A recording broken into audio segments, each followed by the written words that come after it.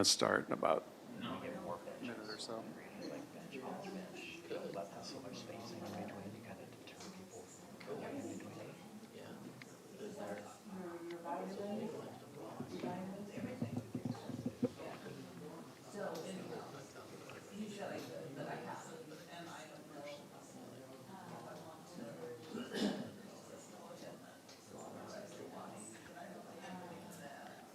Donate some benches.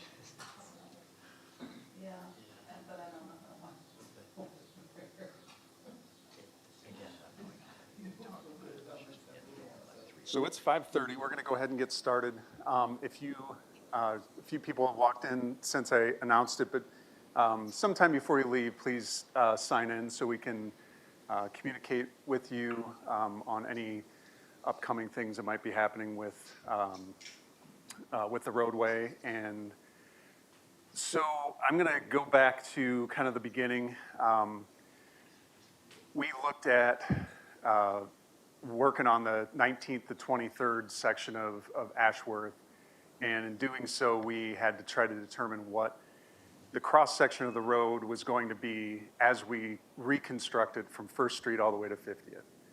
And we did some studies and we came up with a recommendation to City Council, and City Council, with input from the public and input from staff, determined that they would like to see a three-lane cross section in action, essentially. So that is what we did. And I'm sure you all are aware of 1st to 19th getting restriped. And I'm not going to steal any thunder from Eric Peterson. Eric is our traffic engineer, traffic principal engineer, and has actually been doing this for a very long time. He looks young, but he has been doing this for a very long time and knows his stuff very well. So I've got all the confidence in the world in his data, and I'm excited to present this information to you. So thank you for coming, first of all. I know this probably isn't exactly the thing you want to do on a Tuesday evening, but we'll try to make it entertaining, and again, grab a cookie. So here's Eric.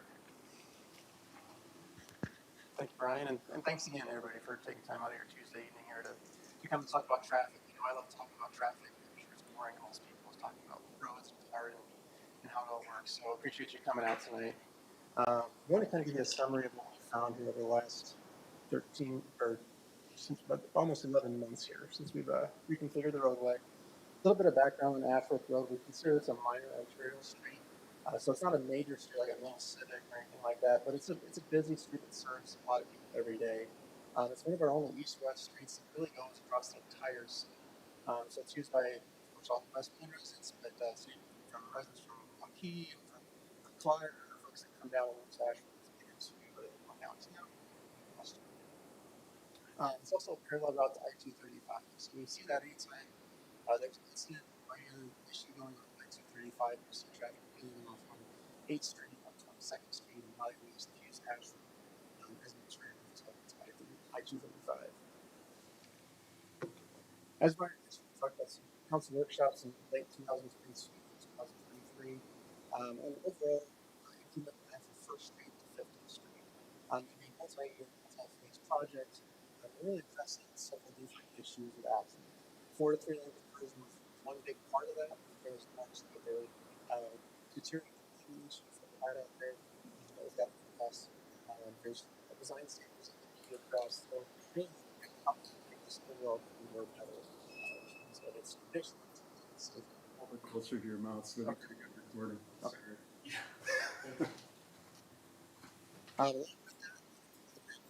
There's traffic signals, railroad crossing, First Street, sidewalks, standards, and making it better, safer for everybody that uses this corridor. We'd also take those kinds of workshops on the side of the trail on our side. If you were at those workshops, you know the council was not in favor of moving forward with that as far as doing that as part of this project. I just want to put that there just for kind of recollection as far as those workshops go. Also, it's like 4 from 1st to 50th Street, a 4 to 3 lane conversion. I think there's some plans that you said before. What it would do is it would take that 4 lane straight to the center left parking exists at that time. The state isn't for some of the general context for West. As you guys see, part of these lanes to doesn't extend. So what they notice that the first 19th Street notice that lane width critical. You've got the next street right there to be able to have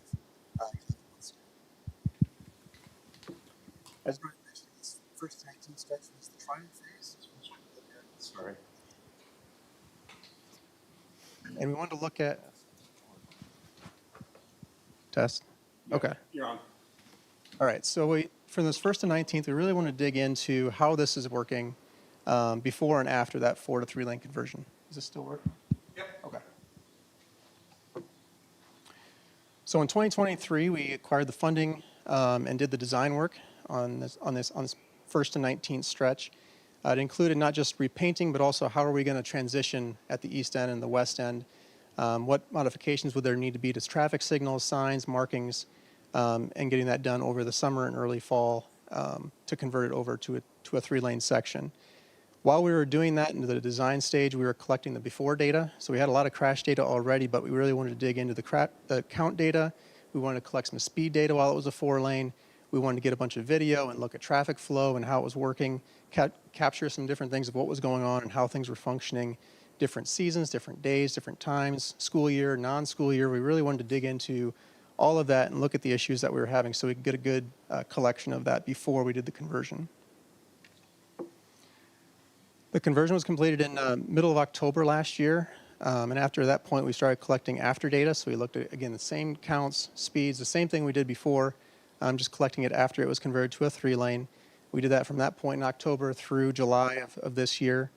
We also reached out to West Des Moines schools, DART, police, fire, EMS. We heard from a lot of residents, drivers from around the city, whether they live close by or they just drive through. So we documented that feedback to get information on how it was going, how people were perceiving the project. And so I'll kind of go through some of the results here and kind of summarize what we found. The main advantage to a 4 to 3 lane is really the safety value. And it really improves safety by doing two things. Number one, the left turn lane helps to reduce the number of conflict points on the roadway. So now instead of your left turners hanging out there in your through lane, now they're able to get over and kind of clear the path for those through vehicles and reduce those conflict points. The other thing that it does is it helps you to see oncoming vehicles. So before, if you're turning left, there were times whether you're turning on or off of Ashworth that you might not see the outside lane if you're turning off or the inside lane if you're turning on. And so what it does is it helps position you so now you can see better and you've only got one lane coming at you of through traffic. So it helps open that up and improve safety through visibility. So we were expecting crashes to go down as part of this. One of the things that we did is we collected data, our crash data from the Iowa DOT, and then we've reviewed those crash reports from the West Des Moines Police Department. And because we're using reported crashes, that means that if there was a crash that happened that never got reported, then we would have no idea that it ever happened. So our numbers are actually low as far as how many crashes have actually happened out there. If 2 vehicles before were to slap mirrors and get damaged that way, or somebody hits a garbage can, those crashes might not get reported because there's just not enough damage or nobody got hurt in those crashes.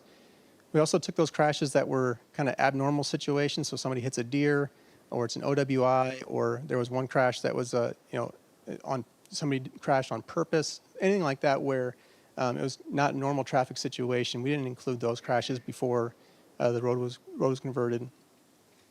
We also didn't include crashes right at 1st Street or 8th Street because we already had left turn lanes in those locations. We widened out at those major intersections. So we're really looking at those where we did a true 4 to 3 lane conversion in this corridor.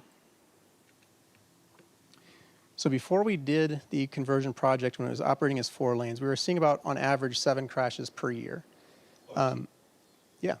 So in relation to the 1st and 8th Street, you said since you already had the turn lane in place and you didn't record the incidents there, if you went from 4 lanes and a left turn lane down to, you converted to the 3 lanes, left turn lane, 2 lanes at 8th Street, doesn't that change your situation for incidents?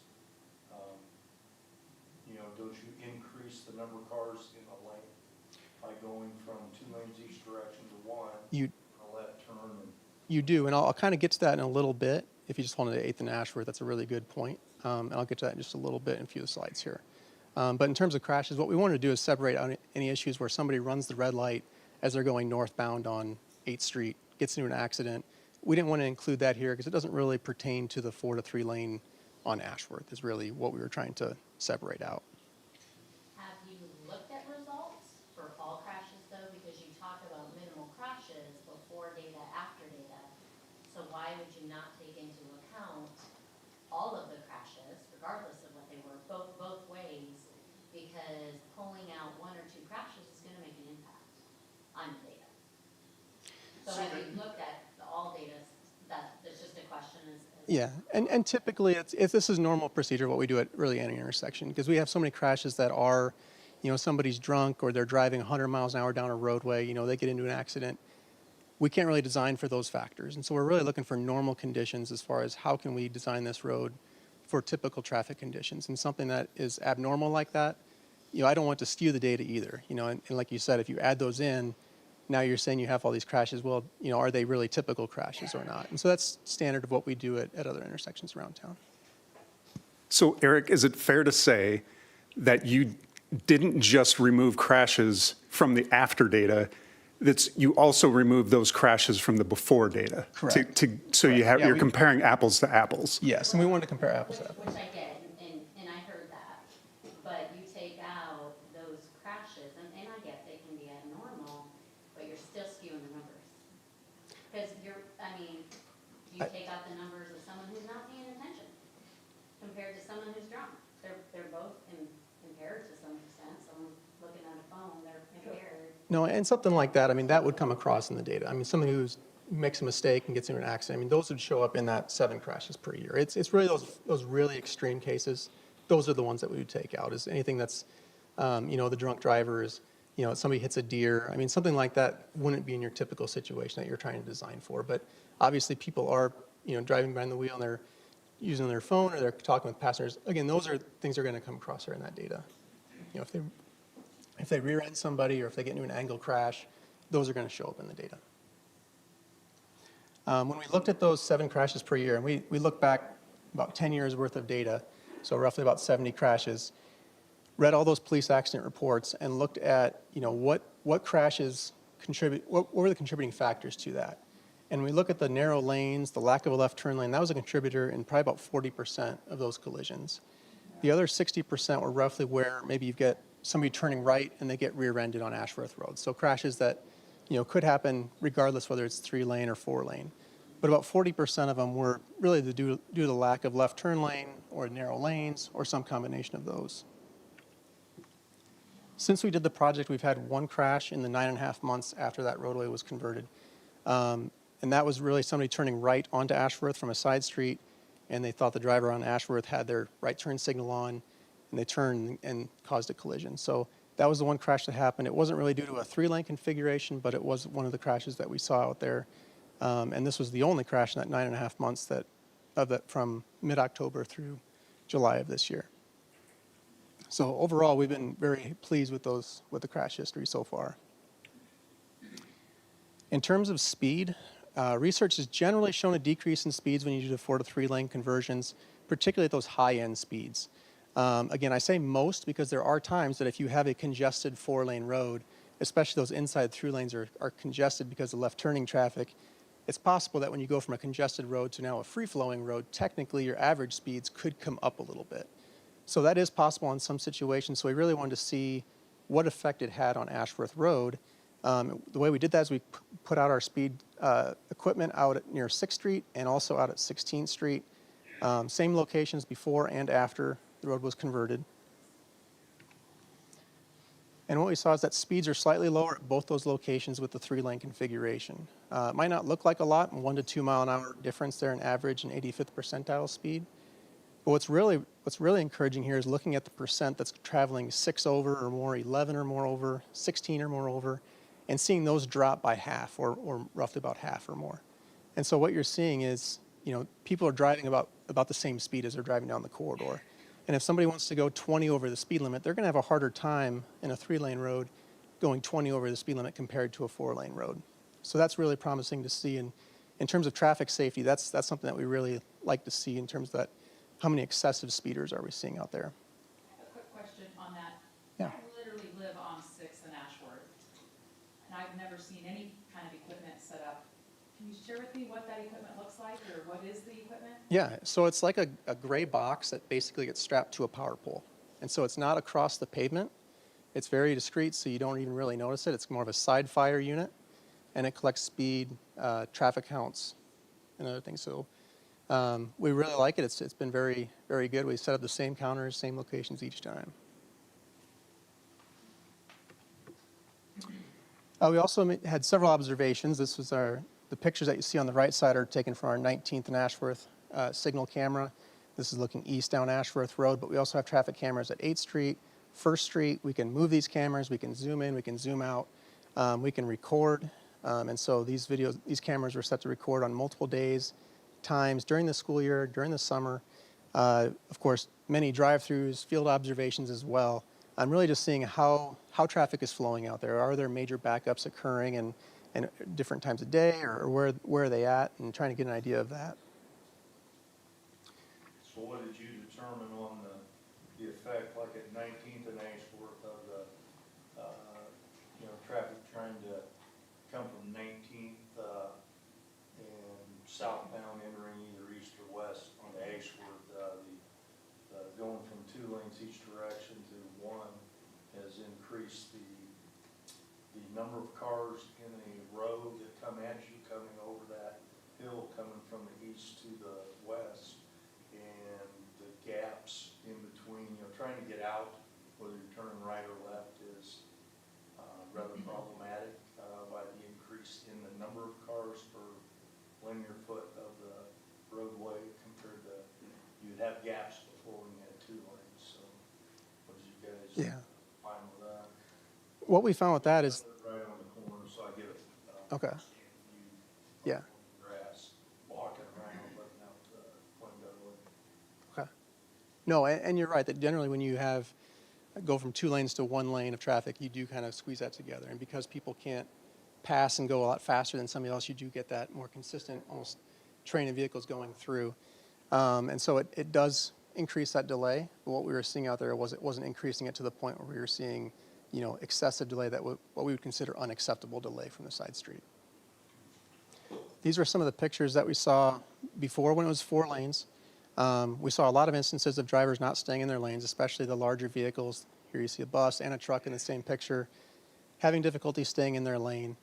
When this would happen, we would see vehicles that would pass these vehicles, and then they have to go across the double yellow to try to get around them. They give them extra space, and so we see issues with that. We also saw a number of instances, of course, where people are stopped in the inside through lane waiting to turn left, and either causing traffic to back up behind them or causing issues that way. We saw one instance where a fire truck was going through Ashworth Road on an emergency call, and they were using both the inside through lanes in each direction. So traffic would try to get over, or they would stop. So they were basically taking up both those middle lanes. Afterward, we haven't seen major backups. You mentioned the side street delay. We haven't seen those lengthy queues on the side streets, just unable to get across the street or turning left onto Ashworth Road. We have seen some minor delays. When you get a garbage truck, you get a UPS truck, or you get somebody that temporarily stops in that outside lane. It causes some minor delays. People would stop, or they would turn or pass them in that 2-way left. But we really didn't see any backups because of that. We didn't see any major issues because of that. But that would be one thing. And again, all transparency, trying to show everything that we've seen, both good and bad. We saw some people doing this maneuver right here. So very rare, but it does happen. And again, no major issues there.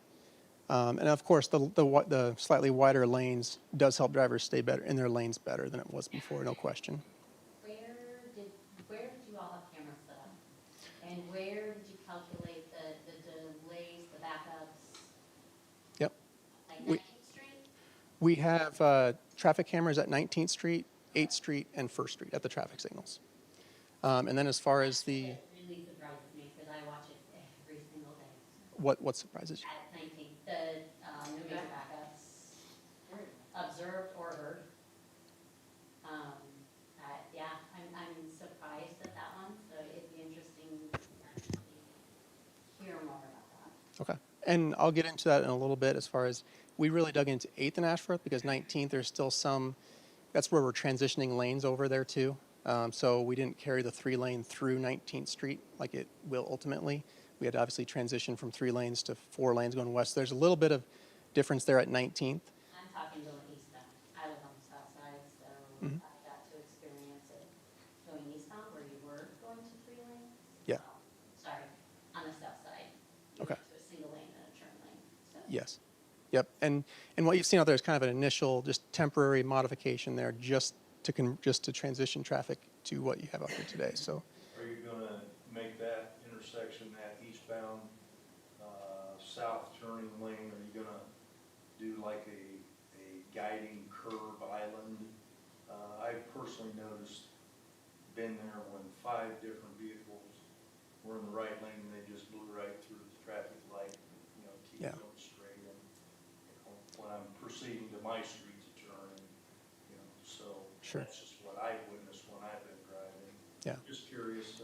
And we did notice that too, as far as east of or west of 19th Street, and how people, even though the signs are there, the paint's there, you know how drivers are, right? Like some people just, they don't realize it until it's too late, or they're so used to it, they're staying in that lane, they keep on going. So it's not set up how it would ultimately be on that at that transition point. It's just a temporary way to get them across.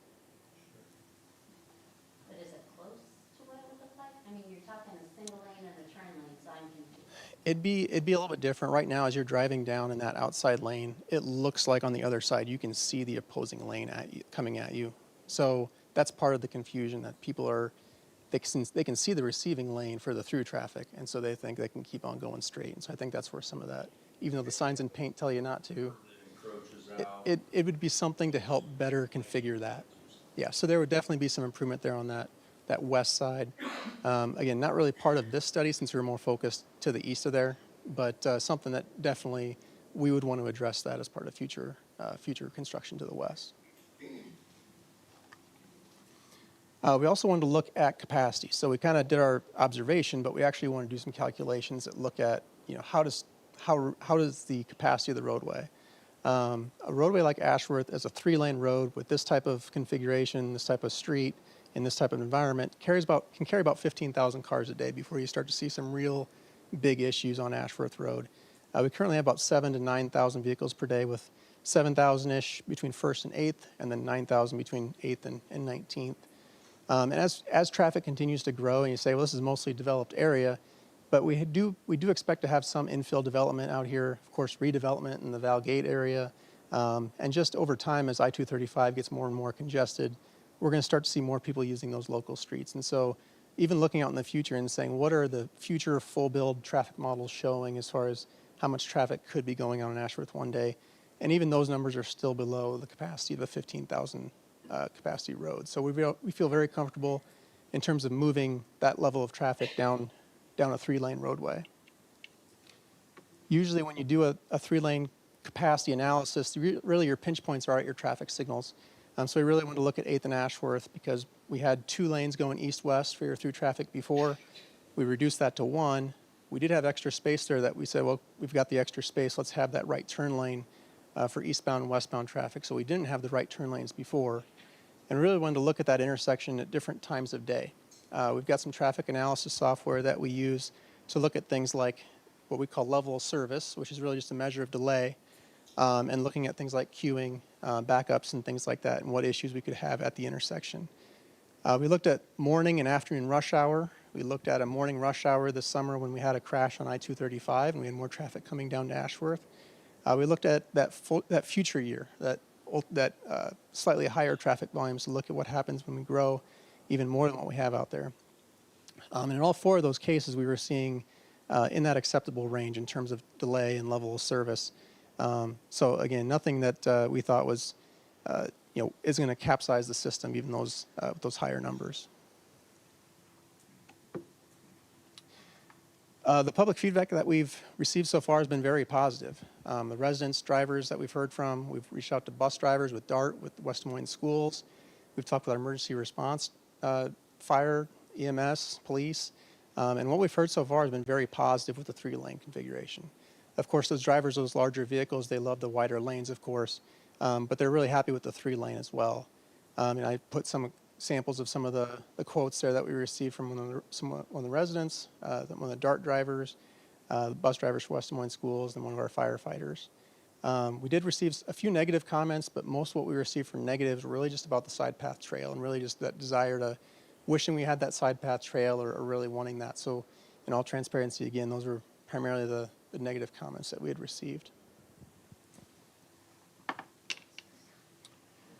So over. Can I just ask a question on the comments? Was Yep. it just those of us that live on Ashworth? Well, you said West Des Moines Police, those DART drive.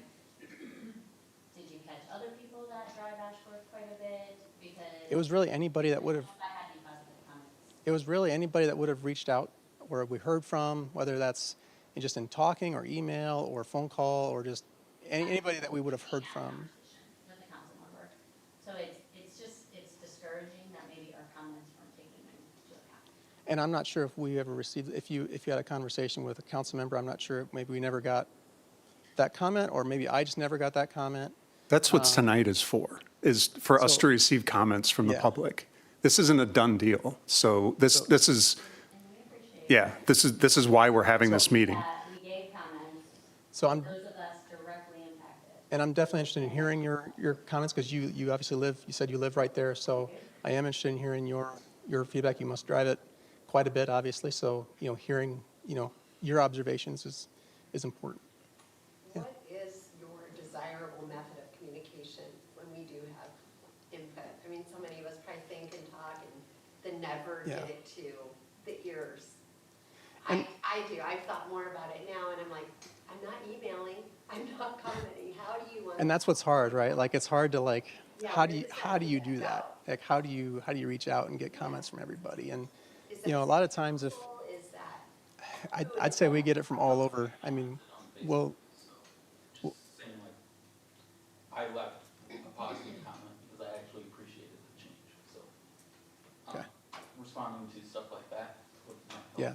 So it comes from all over. I don't know if there's a tried and true way, but we get comments from multiple different sources Well, I that just always wonder come. where that data is coming from, because when I do want to make sure I get it to an effective place, I want to know what that place is. I'm probably not going to do Facebook unless, I'd probably just go to the city, but I haven't done it. So what would you tell me to do?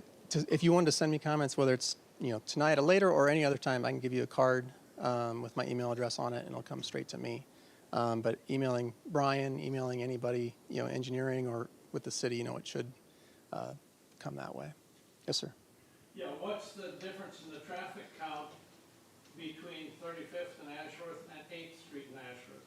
Between 35th and Ashworth and 8th and Ashworth. So the traffic volumes on Ashworth, what they do is they generally go up a little bit as you go west, and then you get to 19th Street, and then they go way up because traffic is coming on to Ashworth for that 3 block to go north-south. Then it comes down after 22nd Street. And so then your volumes from generally about 23rd to Valley West are more in line with what we saw kind of between 8th and 19th.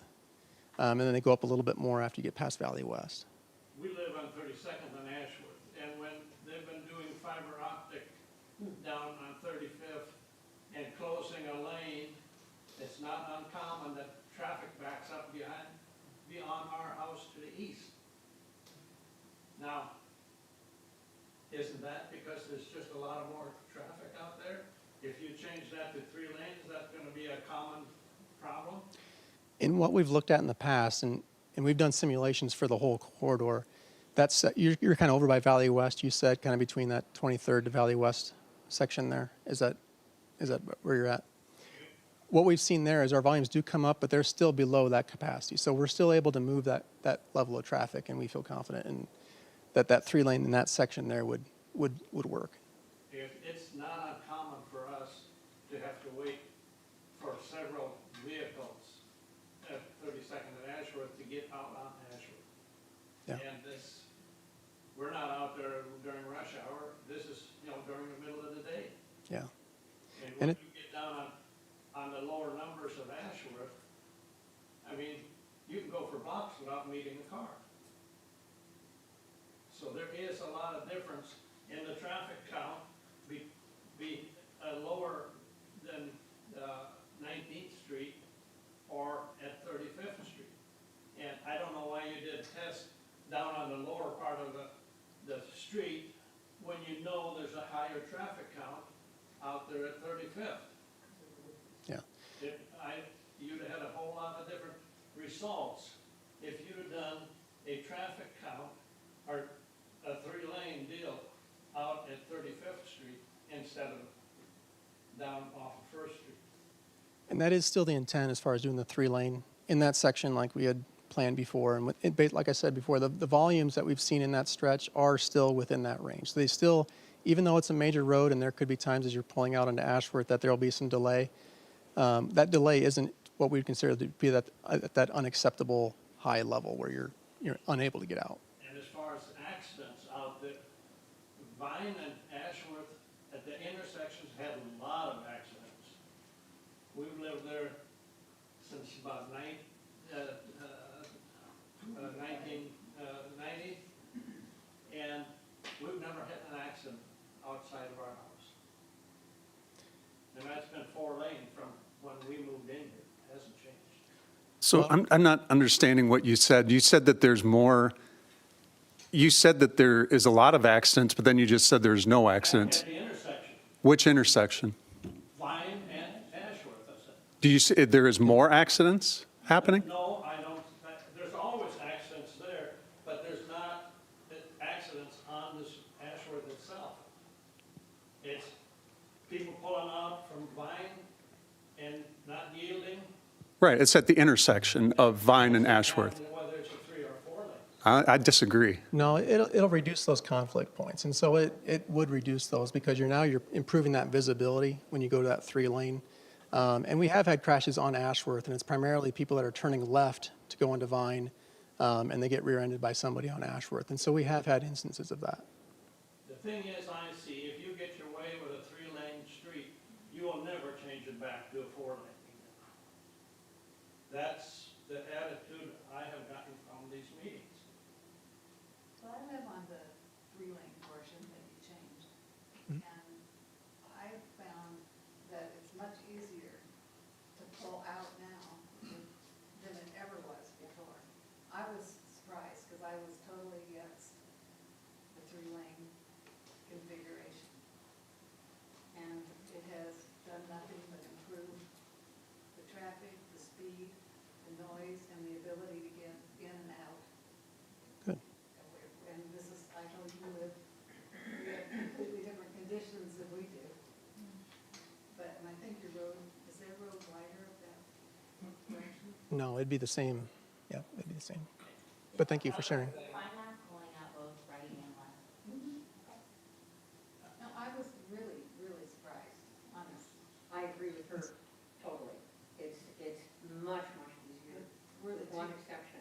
we're the two. I still don't understand in the center lane where service trucks, Prime, these delivery trucks, where are they to park? Are they supposed to park in the center turn lane? Or in the lane? We have seen Uh, it all. I've seen it both. It's all right, but I don't know what's supposed to be legal. What's supposed to happen? Yeah, in general, it depends if they're parked there as in like overnight parking or if they're, and it depends if they're, temporarily with their flashers, they're dropping off a package, or if they're parking there, and leaving their vehicle unattended and going someplace. I think that would be completely different. The lawnmower out to go mow the neighborhood, yeah, that's in the middle lane there. Yeah. From the house. Yeah. I've seen both, and neither one's ideal, of course. You don't want either of those to happen. They're lawfully, it doesn't matter, they can do what they want then? Yeah. Oh, Yes, sir. Yeah, another thing, during the school year, a lot of those students are risk takers, and they come flying down by our house.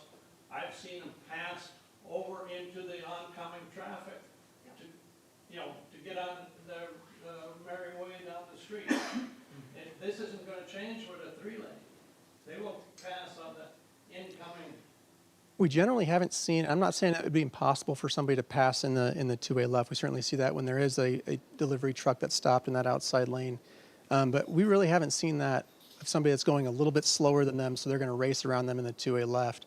We've got two-way left turn lanes on many streets in West Des Moines, and I've been here 18 years. I don't think I've ever seen that happen before on on a street like that, we're just passing because of speed. I've been asked for I've that long. only seen that run on a bike, but Okay, yeah. Yep, and slow-moving vehicles, yeah, I've seen that as well, yep. So can I just ask, you speak about safety, you speak about the points, but to their point, is that not a safety issue to an extent? As far as, That maybe you want to look at? as far as passing in the left turn? In the middle lane or parking in the middle lane or, I think it's a big I mean, safety issue. Yeah, and it's a tough one because, you know, obviously if you have a stalled vehicle, it's the same way, right? Like somebody could be stalled and they're just having car trouble and they've got their flashers on. So that could be creating some issues of people having to get around, or the garbage truck has to stop temporarily to pick up trash. And so anytime you have that, I'll get to you next, but anytime you have that in that section there, you're going to create that extra delay.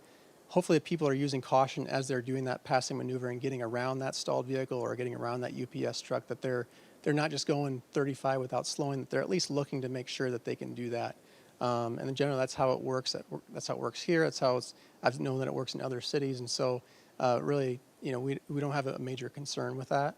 I have seen those delivery trucks or tow trucks even being parked in the center lane temporarily because they're about to go into a site. And so either both, whether it's parking the outside lane or it's parking in the center turn lane, traffic's still moving. We're not seeing those major issues related to that. Yes, sir. Yeah, did you do any comparisons between your accident counts during 24 down on the 3-lane compared to the accident counts on what's the 4-lane between 35th and 19th? I mean, you gave just the results of the accidents on the 3-lane. Yeah. You didn't show us anything. And we have that. This is primarily on 1st and 19th because it was study of the 4 to 3-lane conversion that we did. So the purpose of this was really to kind of give an overview of the 1st and 19th study that we did. But yes, we have collected a bunch of crash data as well for the remainder of Ashworth Road. We do still continue to see crashes, really at the same major locations that we had before. So we're continuing to see those, but it's not part of this presentation. And like I say, Vine is a accident prone. Our people that live behind us on corner of Vine, they had a guy that had a little bit too much to drink. It came flying around the corner, did $80,000 of damage to their vehicles and their house. There's no design in the world that can And that can and a that can 3-lane's fix not gonna that. Stop that. Yeah. But what they said before is with the 3-lane, people don't pass in that turn lane. I think that's a little unexpected. Well, I'll say we watched days worth of video and we have not captured somebody passing a vehicle that's going similar speed just to get around them and go faster. Have you? A lot, more than I want to see. Okay, that's good to know. Do you anticipate, And there's somebody that's had their hand up for quite a while back here, so I'm gonna let him go next. Okay. Yeah. Hi, Eric. Hi. So I just wanted to generally address some of the comments that I've heard. There's some things that you just can't decide for. Like an Amazon truck parking in the middle lane, that's available between the police and Amazon maybe. But it's not something that Brian or Eric are gonna be able to decide for. You know, so if they are doing that, then there has to be other methods to address that, but it's not going to be Eric's and Brian's design on whether the 4 lanes turn into 3 lanes. Yeah. Now, some of the things that you've said, Dale, you're right, and those things have been an issue for years. We've been living across the street from you for almost 5 years now, and I agree with all the things you said. There's some outliers that, again, you can't decide for, like the guy being drunk and crashing into the house. We were there, we saw it. You know, so, now, something else that you've said, some folks passing in the middle lane, yeah, that will happen, but you can't avoid it. But turning into 3 lanes will generally, we're talking about generalizations, we're not talking about making everything foolproof. You know, we are working, I mean, I'm not saying that the whole point of this is working to, generally speaking, lower the incidence of accidents, improve the visibility. So, and I say that as person that lives in Ashworth, I've been here all along between, from the beginning of attempting to do the bike path and in attempting to widen this, the 4 lanes, the 4 90-footers into 4 11-footers. So having reviewed all this and now having experiment from 1st to 19th, I would like to think that, yeah, things have improved in my experience driving 1st and 19th almost every day. And also, there will be things that won't stop. People will pass on the middle lane. Now, and that's to lower that incidence, there's other means, I think. Now, I would like to see the experiment extended to perhaps Valley High or whatever the design will allow to make sure that it passes by my house. And I would like to give them the benefit of the doubt that if it doesn't work, if traffic, if accidents go up, if danger goes up, and all the things that we don't like go up, then they will erase the lines and put it back to 4. Well, and you're definitely correct that no matter what the configuration is, there's always going to be conflicts, there's always going to be crashes, there's always going to be delay. No matter what you do out there, there's always going to be that Amazon delivery truck or whatever it might be that's causing delay or issues. So, you know, at the end of the day, you know, you're looking at what's the safest type of roadway we can build. What's the best roadway that can move traffic, move them well, move them safely, make people comfortable, make pedestrians comfortable, make bicyclists comfortable. What's the best thing that we can do for this corridor? And I think compared from 4-lane to 3-lane, I think the 3-lane definitely gives you all of those things. I agree with, you're trying to generate safety. Are we taking into account crash rates? So are we taking into account the different volumes within each of those points that you're measuring? Are you doing crash rates? How far back are you looking at data? Because yes, maybe you have 7 crashes that you're counting, again, pulling out whatever crashes you're pulling out. But are you looking at the actual rate? When you say 1 crash, is that based on a crash rate, or is that just there was 1 crash, that was all there was? And then, yeah, again, what's the average you're looking at? Because maybe Sure. 2 years ago, we had two crashes.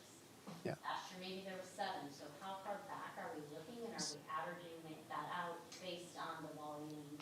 So we've got data that goes all the way back to 2014. So we've got quite a bit of data, and that's where the Iowa DOT cuts off. So, you know, we can access police reports past that, but in order to find out the number to get the report, we have to get the DOT. So we've got data for the last 10 years, and we looked through all those crash reports. So every crash that's happened between 1st and 50th, and since 2014, I have reviewed that police accident report to look at that.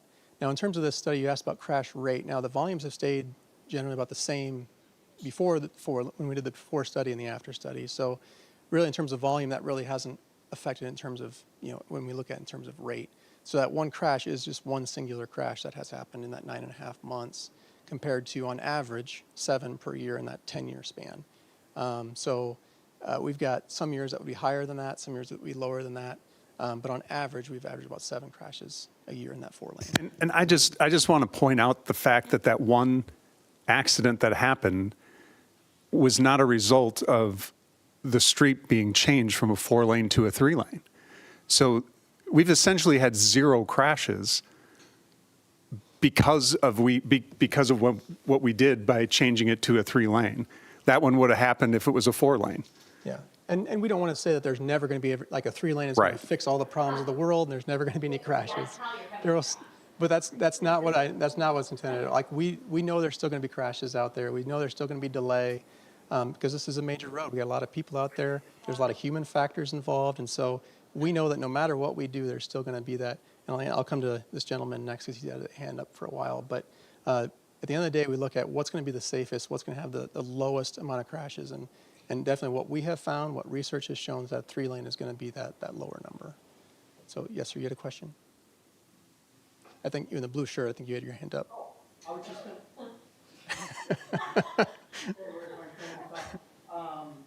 To me, it seems like traffic is moving slower. And I mean, I'm talking about the actual speed.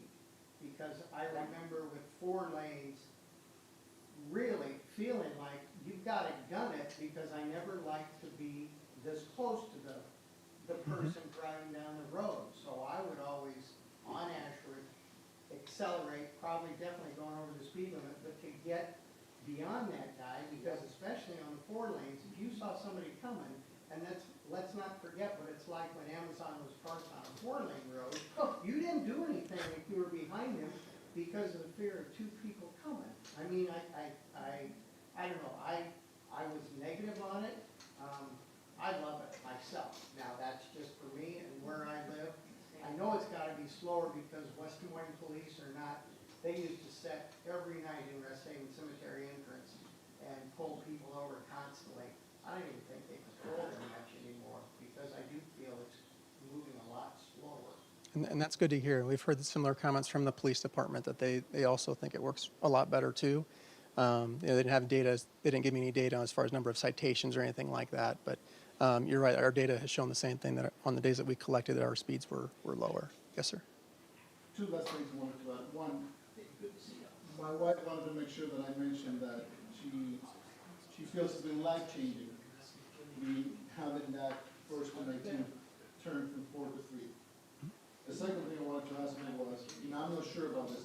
Earlier I said, I would like to think that if this fails, we will turn it back to 4, but I don't think we can, because 4 would mean going back to 4 9s, 9-footers, and I don't think that's possible.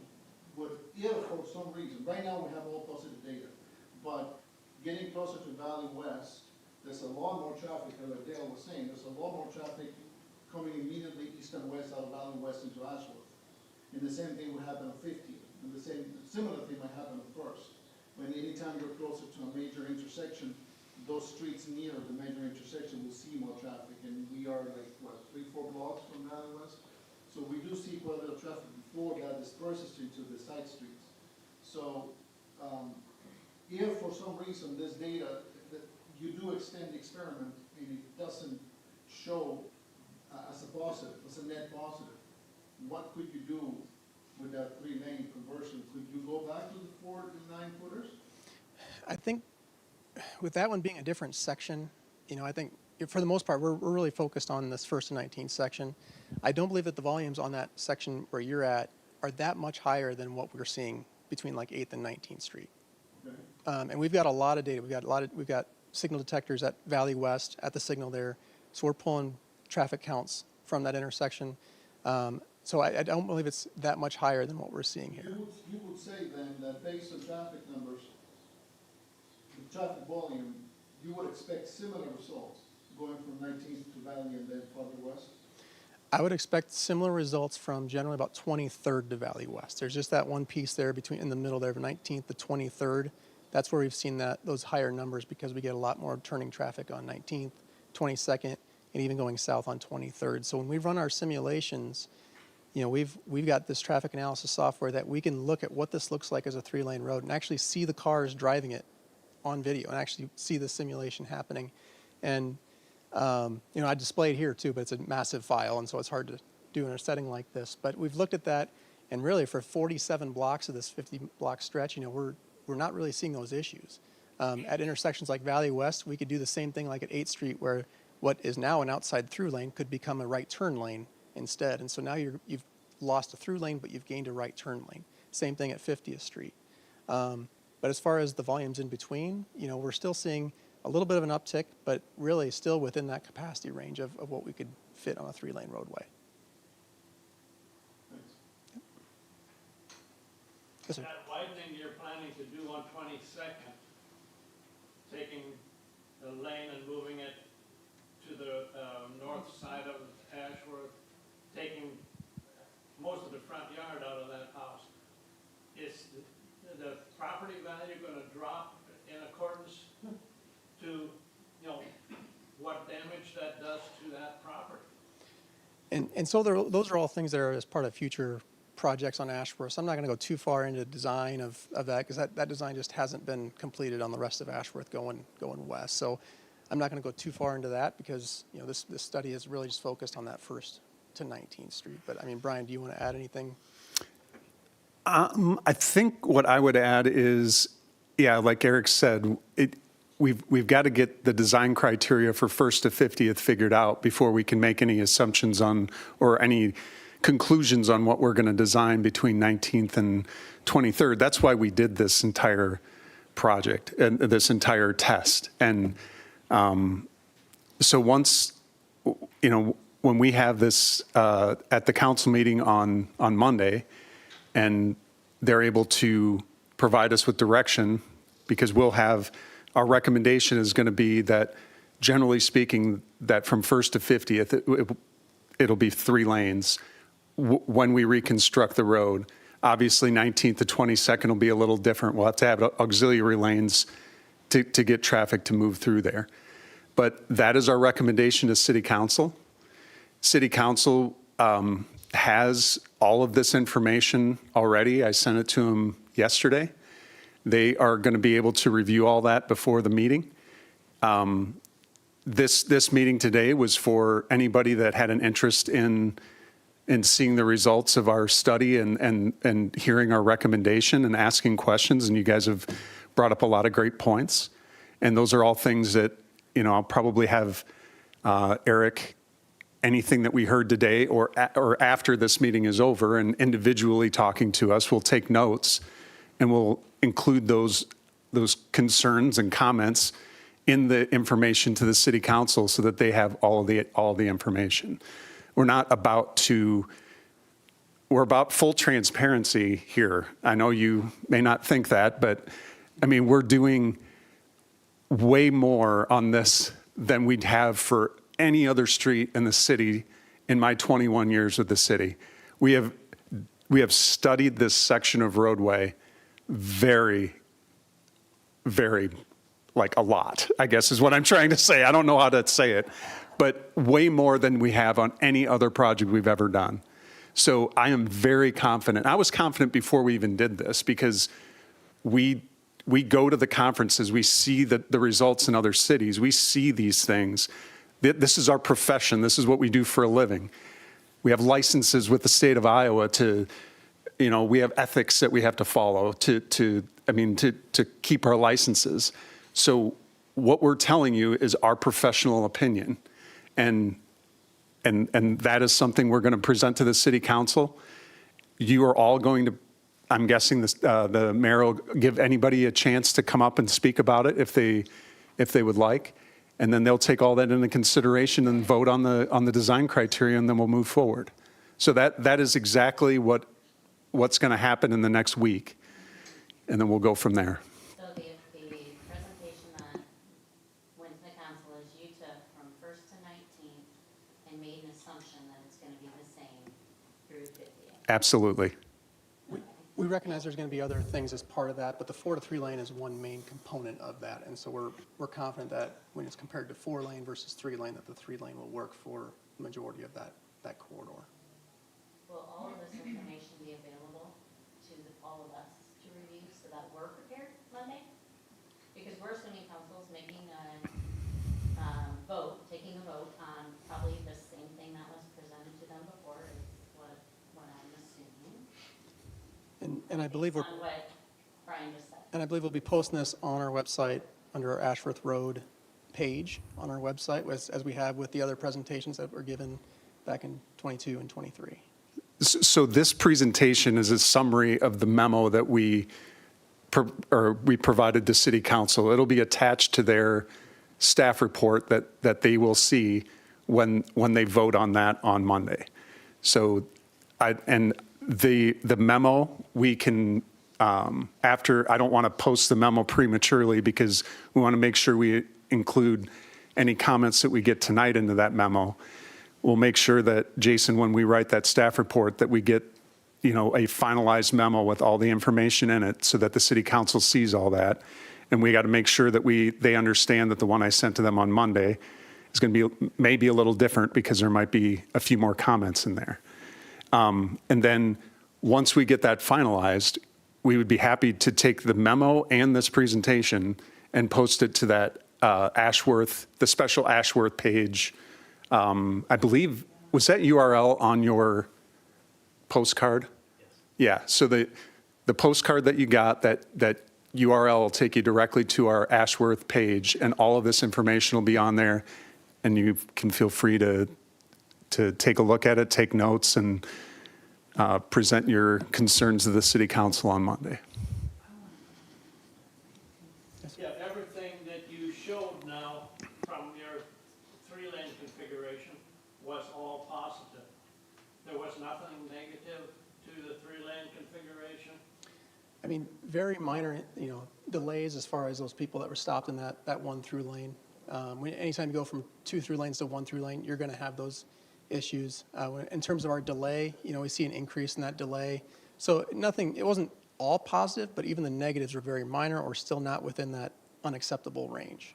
The three lane, when the trash pickup along Ashworth, and they can't pass in that turn lane, how long do they get before they finally get the trash truck out of the way so they can? And we actually observed that. We could see that happen. We actually observed that happening as far as when we purposely recorded Ashworth on a trash day, and recorded the whole day so we can capture that garbage truck. And one thing that helps is that the garbage truck doesn't go all the way down Ashworth collecting one at a time all the way down. He'll go a block or two, turn off, collect on there, turn back on. So he's not on Ashworth for the whole stretch.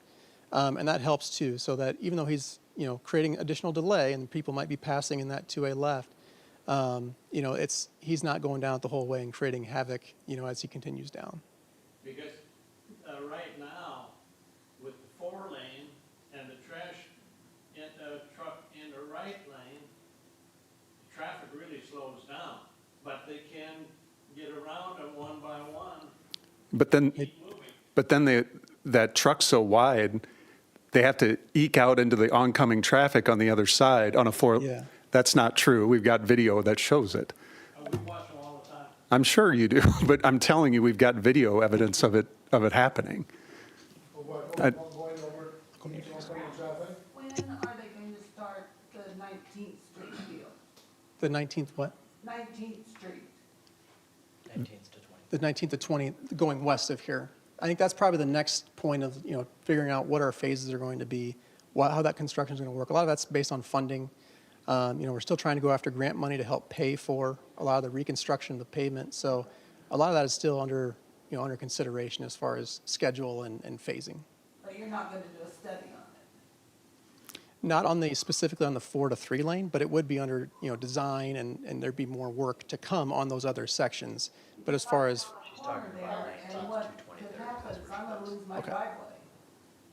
So are you talking that part will come after the vote and it's already set in? Is that what you're saying? what I'm saying is when the choice is 4 lane or 3 lane, we're going to recommend the 3 lane. Now, there might be additional things on top of that, depending on where you are, but those other things will be addressed as we continue on. But as far as the main component, whether it's 4 lane or 3 lane, that's what we're recommending. But what am I supposed to do if they take my driveway? And so you're Half my driveway.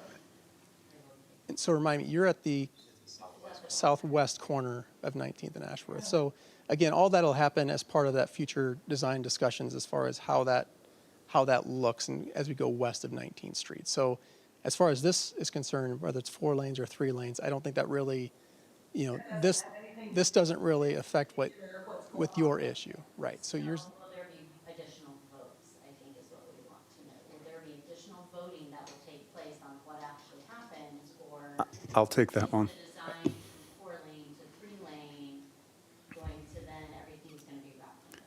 Right. So basically, this is just the city council saying, we agree, staff, that the design criteria for Ashworth from 1st to 50th should be a 3 lane, generally speaking. And that will be because otherwise we can't design Ashworth 4 lanes in one spot, 3 in another, 4, 3. We can't do that. It's just, it's not good design. It'll cause more accidents than anything that we're talking about. Roads out there that are like that? I'm sorry, I'm gonna play that person, because there are, and maybe the flow doesn't work. I'm not saying they're perfect, but I'm also gonna say they're out there in West Point. I'm going to continue on with the how this will work. So once we get the either 3 or 4 lane design criteria, then we will move on to, we will start, Nate Hardesty is actually in the audience today, and he is with Shive Hattery. He is the project manager on the design of 19th to 23rd. That design will commence, and we will start to talk to property owners about the impacts to their property based on what happens with the design. And then we will go through we'll talk through the design with folks, and then we'll also then we'll start talking about if there's right-of-way that we need to purchase and where that will be, and we'll stake it out, and we'll look at it, and we'll show you. And then from there, then the next vote would be an order construction on the project, and that goes to the city council as it's pretty much finalized at that point. And then the city council can vote on that. And then there's another vote when the bids go out. There's a award of bids. And then there's another vote at the acceptance of the public improvements, so at the end of the project. So there's 3 different times where it goes to the city council. Is there a timeline on that put together yet, or no? We're not going to put together any timelines until we have something definitive from the city council that says that we can move forward with a 3-lane cross-section from 1st to 50th, or a 4-lane, or whatever it is that they decide it's going to be. Will the property owner be compensated for the taking away some of their, Of course, yes. at what value? The fair market value. And they don't have any choice, you gotta accept whatever you. No, that there's a process called eminent domain, and you can, and basically you go, it'd be in Polk County, and the city would present their case, and the homeowner would present their case, and then the sheriff's jury decides what the amount is or the value of that property. And then at that point, the city would pay that out and then own that property. The whole property? No, just the property that we need to build the road. And then there's situations if we're taking enough where the value of the property is diminished enough, or we're getting too close to a house or something like that. There's times when there may be where we may have to do a total take.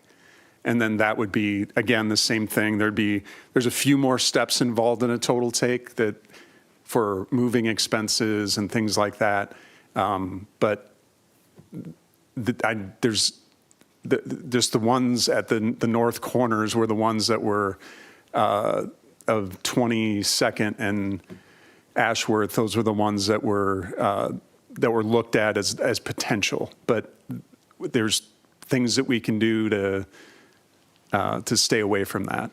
And I would also say that, by going to 3-lane, we're minimizing how many of those properties that we would be impacting. So widening the road, going to a 4-lane, 5-lane, we're showing that's not necessary, but that would be way more impactful, creating need to get more right away from more people. And so a 3-lane helps minimize that impact to the greater number of people. So then after that project is complete, we would start looking at other sections of roadway that we would reconstruct, and then that would be based on the condition of the roadway. And I think the next section, Jason, correct me if I'm wrong, is probably down in the 1st to 8th Street area. There would be a section down there that we would probably reconstruct next after this. So that would be the next section. But it's all, we have to get funding for all this. And the good news is Eric has been working really hard with the putting this project into our surface transportation block grant funding through the Metropolitan Planning Organization. And we've been able to secure $4.5 million currently, and that's an 80-20. So the city only has to pay 20% of that of that cost, and 80% comes from that grant. And we're going to continue to ask for that money as sections of roadway come in to try to minimize the burden, the tax burden on everyone. So And one good thing, I mean, about 4 to 3 lane conversions is Federal Highway Administration, the Iowa DOT are big proponents of 4 to 3 lane conversions. So, doing a project like this is a very strong candidate when it comes to these grants. There's even larger grants that, tens of millions potentially that we could be going after, raise grants and things of that sort that we could be trying to go after to try to really, take a big bite out of it. But because they're such big proponents of the 4 to 3 lane conversions, we stand a really good chance of getting a high score on that. Is that for already developed areas included in that information versus new areas? Development? In terms of the grants and the research? Well, you said that they're in favor of it, but Yeah. does that take into account developed areas versus? They're primarily developed areas where they were built as 4 lanes initially, and then they've redone it as 3 lane. And they've seen those safety benefits, they've seen that research, and so they've been strong in their support of 4 to 3 lane conversions. We got a bunch of questions. Yes, miss. I just wanted to share just a little bit of a comment. I'm on 6th and Ashworth. I kind of fall in the camp of, I was strongly against this before.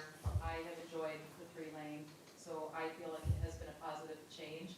The only pain point that I have seen comes when the Bel Air has concerts, and like this is a big week. They have got concerts 5 days in a row. When you come up a 63rd and you come west, then and there's only 1 lane then, and there's a backup to get into for the concert nights, and it gets quite the backup. I mean, it's going up 63rd Street. So I didn't know if you took a look at that configuration or have talked to the Bel Air.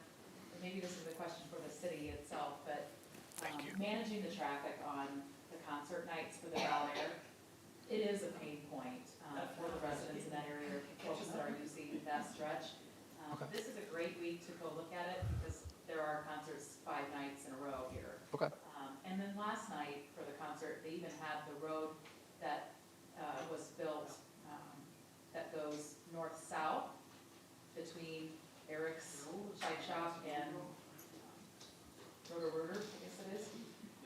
The Bel Air had that road closed, and that's a city road, and we weren't even able to get around all that traffic. There was somebody from Bel Air closing that road with their junky old trucks. So Yikes, that's not good. We didn't, I don't know that we knew about that. yeah, so I was gonna go down tonight and see on my way home, because the concert's gonna be starting here tonight again, and see if they closed it again tonight. But curious if you looked at the traffic patterns with just one road, one path to when Bel Air is having the concerts and the backup that occurs there. Yeah, and we didn't capture that. We do have a traffic camera right there, so I am interested in looking at that. You said there's concerts this week, so I do kind of want to take a look at that. But Yeah, they haven't been open that long, but, I know definitely no matter what the configuration is, whether it's 4 lane or 3 lane, you're still going to see that large backup, especially if they're feeding in that parking lot faster than the parking lot can take. I'm sure maybe they're yeah. slowing down, or maybe they're paying for parking, or what exactly the slowdown is. Another situation, but, when you have cars that are they're heading east and they're in the turning lane to go into the Bel Air, so they're blocking that traffic, and then the cars that are then backing up off of 63rd Street. So there really is nowhere to go around any of that traffic, but it does get very, very congested. This reminds me of a school letting out and getting drop off and pick up at schools, and we just had some complaints. Well, of course. Well, you never know with, post picking kids up, you never know. But no, and Eric, when we hear things like this, we really like to check it out and see if there's things that we can do with them to try to improve the vehicles going in and out. And we work with the schools and businesses and churches and all the time to try to help them, because they don't have a lot of expertise in that, and they're just kind of letting people in. So, and this is stuff we do every day, so we can help them, and we even put our drone in the air and we watch the traffic flow, and we help them try to get people in quicker and get that traffic off of the street. So we'd be happy to look into that, so. All for the Bel Air. I love the Bel Air for the community. I We do think it's a too. Great thing, so. Mhm.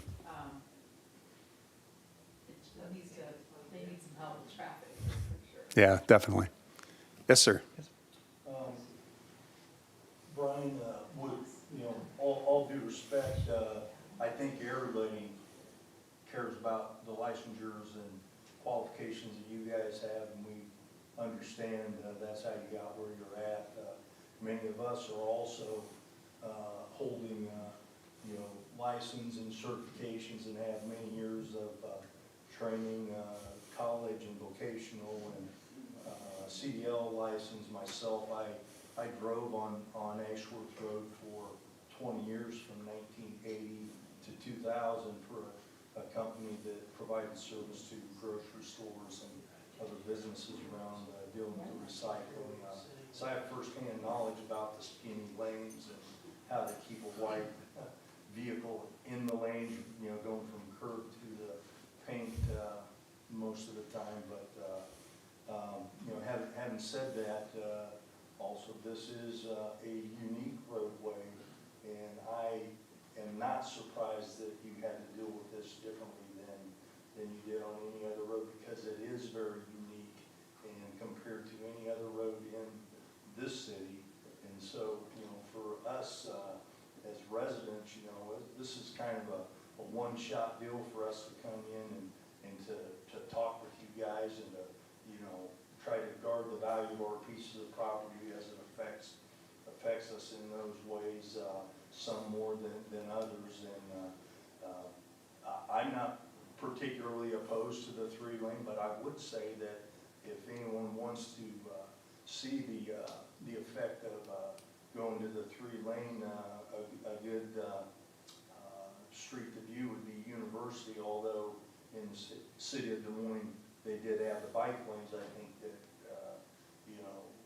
adds confusion and calamity to the passage of traffic there. But it does, in fact, slow down the movement of the vehicles, and that does limit your opportunities to pull out left or right when you're trying to get out. And I think what's going to be important is to know if there's some of these roads, maybe 19th at the north intersection of Ashworth and 19th, ends up getting a traffic light. I don't want to see that because I live there, but to get out on the road, maybe I do want to see that. We get a lot of traffic from Dowling High School, Sam's Club, and Walmart in the city of Windsor Heights. People cut through all the time. It goes up and down on the traffic that goes through there, past this young man's in-laws that live a few houses down the street from us. He knows firsthand what goes on there, and I can appreciate that. So looking at also what goes on down towards the 32nd Street, Vine Street, where it intersects with Ashworth, we need to look at the impact of maybe putting in some traffic lights there to, and at 19th and other streets to give slow down times, to give breaks in the lines of traffic, to allow vehicles to enter on down the road where there's no traffic light. We can see that there's a line of cars in this bottom picture here heading westbound on Ashworth. There's, I don't know, six, 7 cars in that line of traffic. So you put them all in a row instead of having them spaced out. So, all this stuff is just a flood of things in my mind, but those things are what you guys need to, keep thinking about as you move through this. And again, I don't think I'm particularly opposed to the 3-lane, but just want to see that, we get our due consideration as landowners, and that we, allow for those entries into the traffic way that concern the gentleman that was at the end of this row and myself. But appreciate your hard work, and just hope that you keep those things in mind for us as residents and landowners. And I know it's not easy, and I appreciate the hard work that you've done in looking at this roadway for all of us in the community. Thanks. No, I appreciate those comments, and apologize for being incredibly direct sometimes. And, I'm not, we have been at this for a very long time, and so we'd like to move forward with something that everybody is not everybody's going to be happy, but that's our goal, is to get to get some conclusion to this question. Yes? I was personally shocked at how much attention you paid over this long period of time to what everybody actually had to say. Because I was one that was not particularly enamored with the idea at all of making a change, especially the big wide road and the big to-do The bike path. and all that.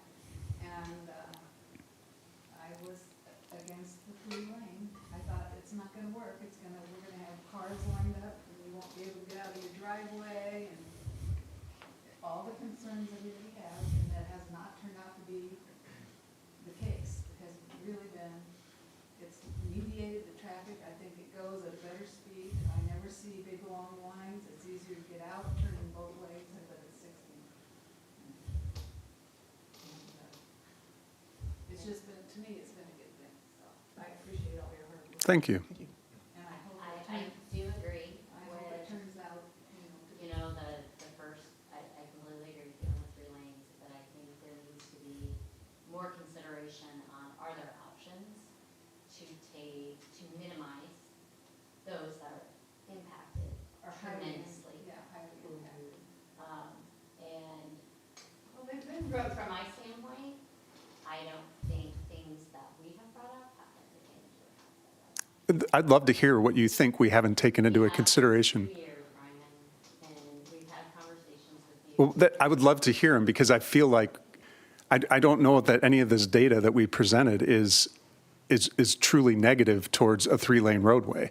So do you have a problem with? And I agree, but some people ask the question on, was there anything negative that came out of it? And nothing was presented, none of that was presented, excuse me.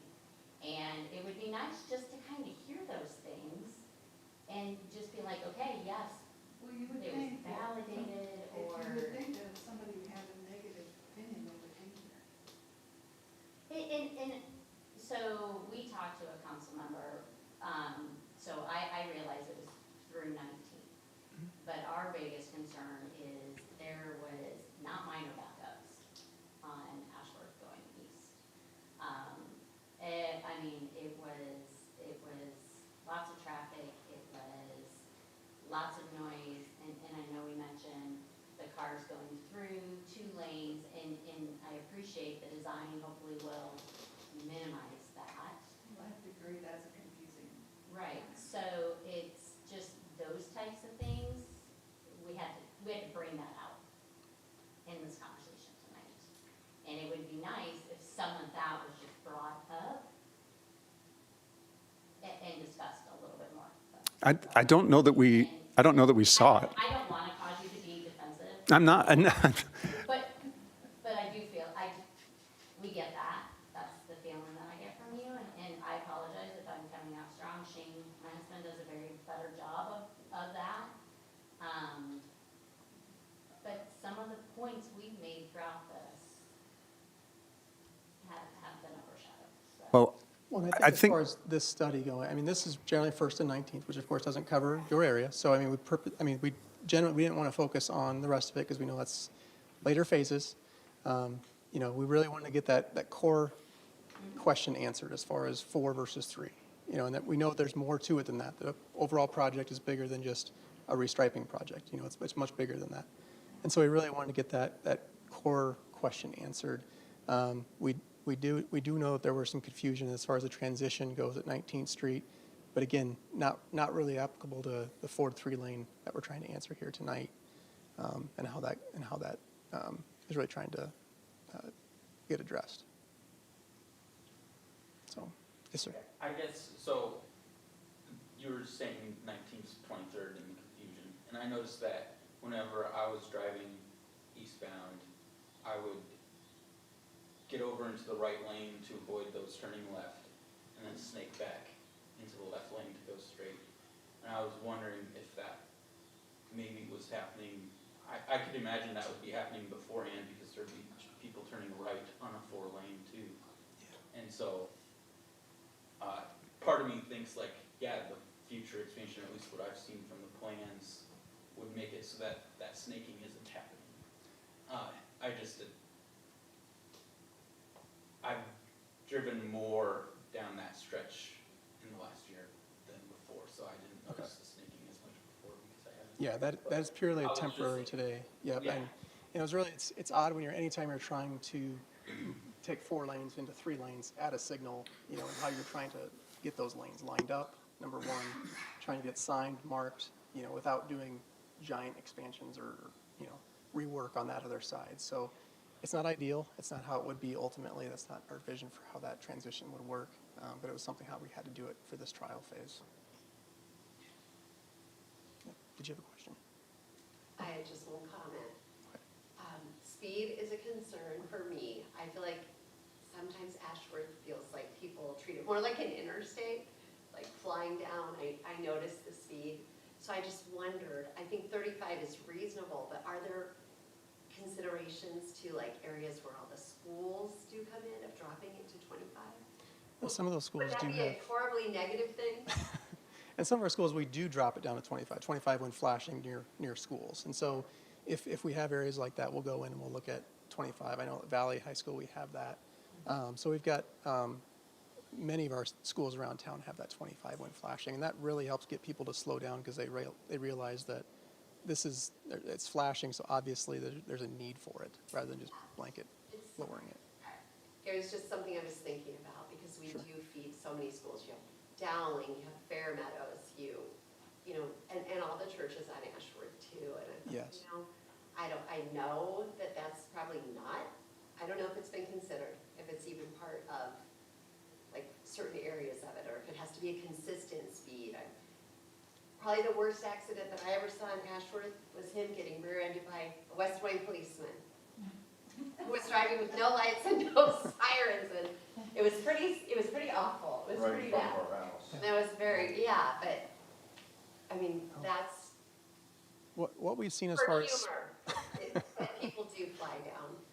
yeah, and that's one thing that's encouraging about the 3-lane is it does help reduce that, right? It's not gonna eliminate it. If somebody wants to speed, they're still gonna do that. But as far as having a roadway that helps to deter that as much as possible, especially those high end, yeah, Mostly residential. yeah, we don't and seeing them going at a constant speed because a lot of times your crashes are happening because you mix slow traffic with fast moving traffic. If you can keep them moving at about the same speed and keep them moving down, that's going to be the safest way to move traffic down the roadway. So, yes. I live in the corner of 16th and Ashworth, and been there like 10 years now. So there's always traffic because of Cigarhart, because of Stillwell. I've noticed it's not as bad now as the 3 lanes, and it's much more enjoyable. I do work from home twice a week, so I do get to kind of see and hear what's going on. A couple things I've noticed is I don't get mirrors in my driveway or sidewalk anymore. I don't have to pick those up once a month or twice a month. It's not happening because they're not hitting the wherever else, the trash cans or wherever side of the road. Me and my daughters backing into Ashworth, we're able to back into the center lane sometimes, but depending on which way we're going, usually we're supposed to be heading west. And so that's a nice, safe way to do that. I think it's been a good thing so far. I know there's other issues moving west because of there's more going on that way, but I think it's been a good thing. So you've picked up mirrors? Oh, yeah. That is like unreal. I mean, I believe it. I believe you. Once a month, and I haven't seen it since the change. That would be better data. And I wish we had some of that data, but when it's And also, like, there's been bad accidents in the past, right at the intersection of 16th and Ashworth, where I can't get home into my driveway because it's all blocked off. And it hasn't happened since. So and for the folks that live between 19th and 22nd, 23rd in that area,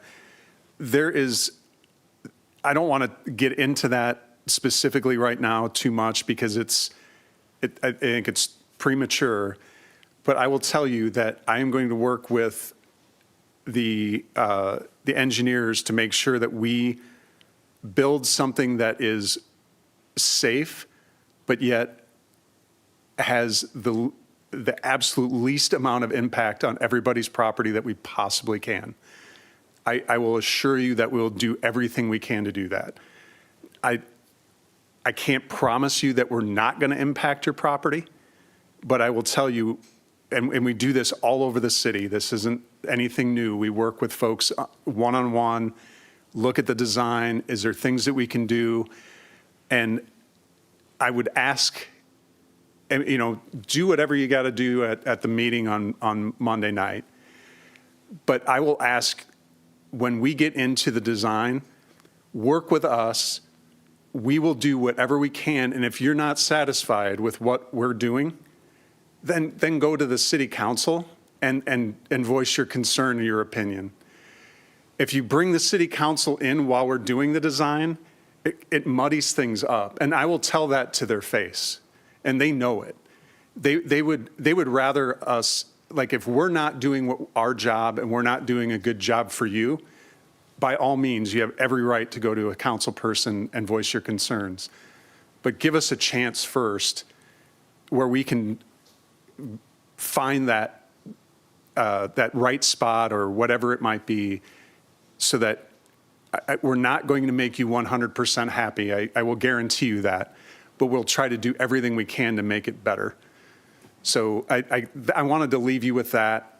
Obviously, if you have any more questions, I think we're going to stop the recording now. And